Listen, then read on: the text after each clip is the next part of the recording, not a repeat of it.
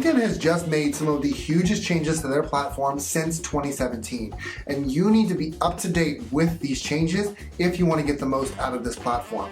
There is a lot to unpack with these changes, so I'm going to break it up into three main categories: stories, engagement, and search. So if you want to learn about that, about how you can take biggest advantage of the LinkedIn platform, make sure that you stick around, because my name is Trent Kennelly. I'm a marketing strategist, and I talk about all the things that you can do to improve your business through marketing, sales, analytics, and even LinkedIn on this channel. So if that sounds good to you, make sure that you give this video a like, comment, and let me know what changes you've seen take effect and what the best, most positive effect has been for you. Subscribe to this channel if you're into it, and let's get started.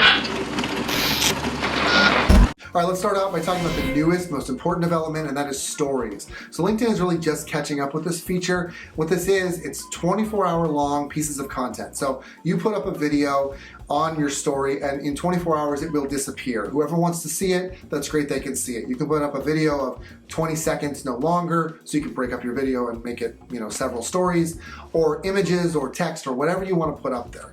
The huge advantage of this is that your content is always on the top of the page, and if somebody's looking at somebody else's story and they finish it, it'll automatically flip to potentially yours or somebody else's, and so you're getting more views that way.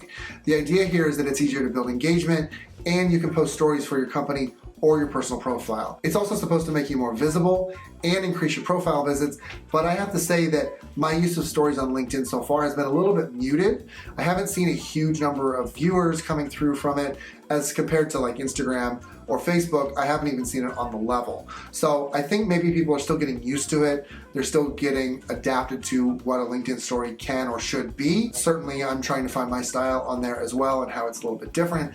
So it could be that, but right now the reach isn't super huge. There are also some downsides to stories as compared to stories on other platforms. So for instance, right now, if I'm on LinkedIn and I see a post that I want to share to my story, I can't do that. On Instagram, it's very easy. It's a 2-button click and you can share to your story.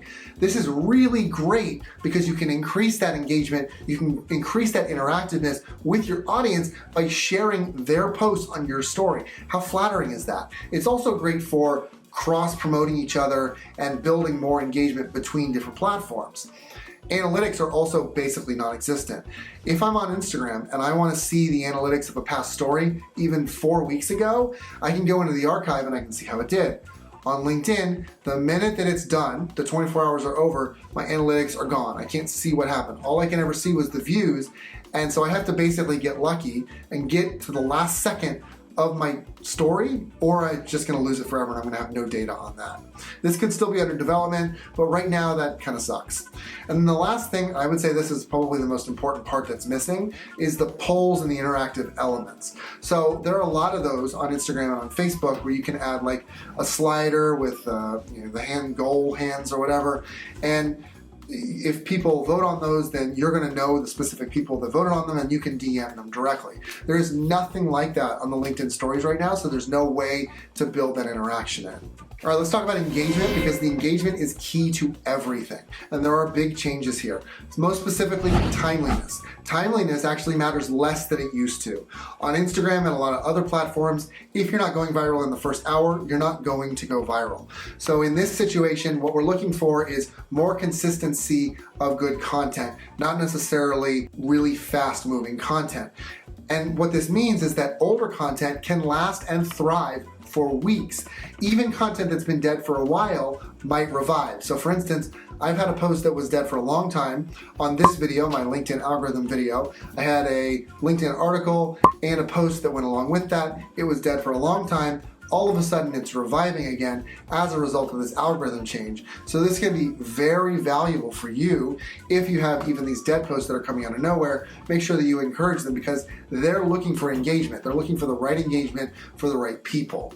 So I've only tested this one a few times, but some people are seeing increased engagement when they're tagging others in their posts. So I just want you to be really careful with this. I've tried it a few times. I haven't seen a huge amount of increase in engagement, but the reason you need to be careful is because this can be highly obnoxious. If you do it all the time, you're tagging 50 people at a time, you're tagging the same people over and over, you're just gonna annoy your audience and you're gonna drive people away. And no matter what the algorithm says, you're gonna get lower reach as a result. Video is also less highly prioritized than it has been in the past. I talked in that last algorithm video about how video used to shoot you straight to the top of the LinkedIn algorithm, but that's not true anymore. You're not guaranteed to shoot to the top as a result of that. Another good thing to note is that you are not punished for external links in your posts within reason.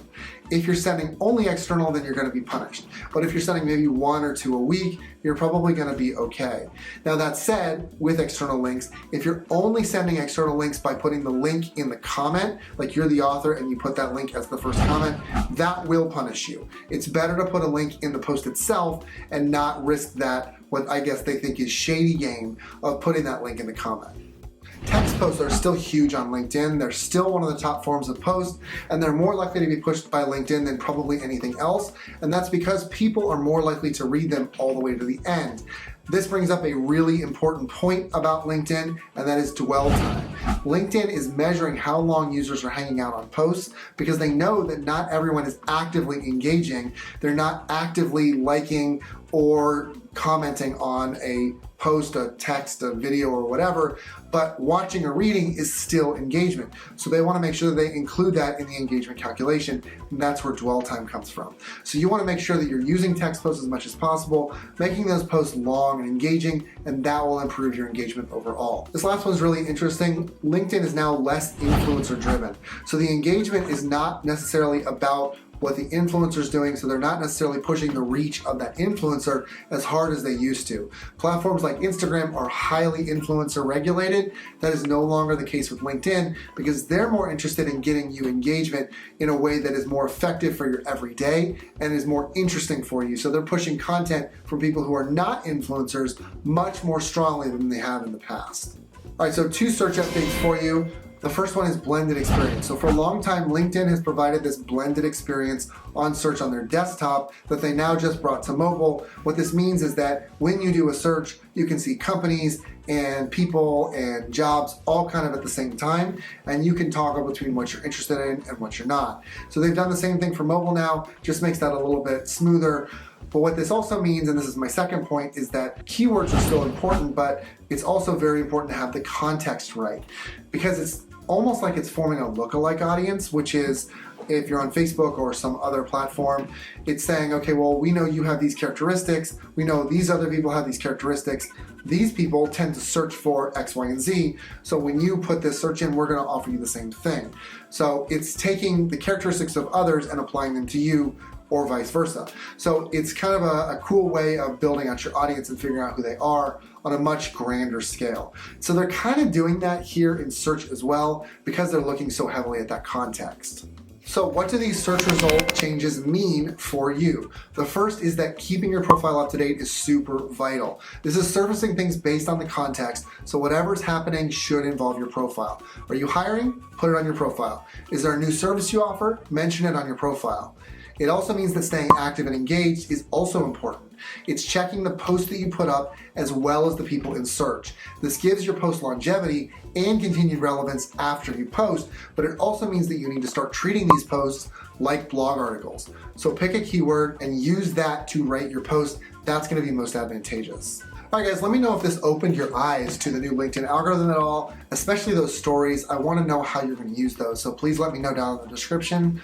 I still have a LinkedIn algorithm guide that actually applies very well to this, so you can check that out in the description as well, or my 2021 marketing trends guide, or so many other guides. Just check them out in the description. Otherwise, if you need some coaching, I am happy to provide those coaching services for you. You can check that link down out in the description as well. Otherwise, make sure that you like this video, subscribe to my channel if you're into it, and I'll catch you in the next one.